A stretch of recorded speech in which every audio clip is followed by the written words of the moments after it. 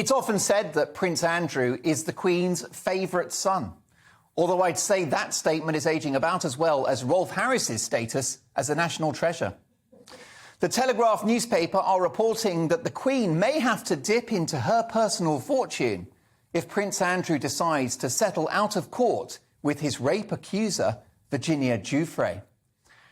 Having dealt with the sad loss of her husband of 7 decades, Philip, representing the nation during an unprecedented pandemic, coping with the aftermath of Megxit and tell-all interviews with Oprah Winfrey, this really is the last thing that our magnificent and ageing Queen actually needs. The Queen deserves better from her so-called favourite son, who, let's be honest, has acted like a playboy for all of his adult life, earning the nicknames Air Miles Andy for his love of a business trip, and Randy Andy for his capacious appetite for the opposite gender. He's always been first in line to the ladies, allegedly. The Queen's youngest son has struggled to find a role for himself in the royal family, or even a proper job, and he's made more headlines for his raucous affairs with the likes of glamour model Koo Stark than for his actual contribution to public life. And then, of course, he made the bonkers decision to marry the toe-sucking socialite Sarah Ferguson, a flame-haired flirt whose love life appears to have been even more checkered than his.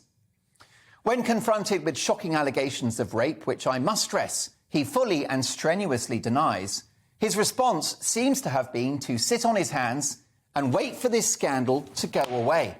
The only noticeable intervention he made was that ill-fated decision to appear on Newsnight and be grilled by the BBC's eye-roller-in-chief, Emily Maitlis. It was an excruciating watch in which he claimed no memory of meeting this lady, in spite of a well-publicised photograph in her company, and he even challenged the basic laws of human biology by claiming that he can't sweat, when this young woman said he was a sweaty dancer. Well, he is sweating now. Andrew's legal team are trying to get Virginia Giuffre's allegations discarded by a US court, but they will likely proceed with the case, which is why little Andy Pandy is going to have to go crying back to Mummy Dearest, who may have to dig deep into her purse to make this problem go away. Selling his 17 million quid Swiss ski chalet may help with the bills too. Nice work if you can get it.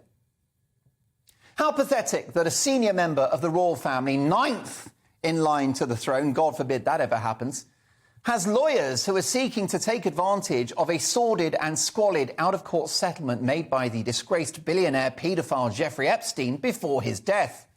Epstein paid this young woman $500,000 to stay quiet, which might just save Andy's bacon. No one likes sweaty bacon. But however this pans out, in the end, Andy is done for. A busted royal flush. He's lost his ambassadorial role for British industry, his military links and his charitable accreditations. Do you want this man's smiling face in your brochure? I don't think so. He may lose his royal titles and see out his years riding horses and cruising around Balmoral in a Range Rover, all at the taxpayer's expense. Imagine being born to such privilege and squandering it so publicly.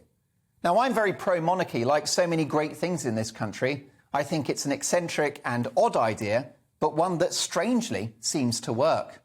I'd much rather have a king or queen, a globally recognised head of state, that opens doors internationally and facilitates British soft diplomatic power around the world. I'd certainly rather that than an elected president, which would probably be a clapped-out ex-politician or a celebrity. President Blair. Can you imagine? President Branson. Or how about this one? President Lineker. Please, no. I think you get my point. Be careful what you wish for.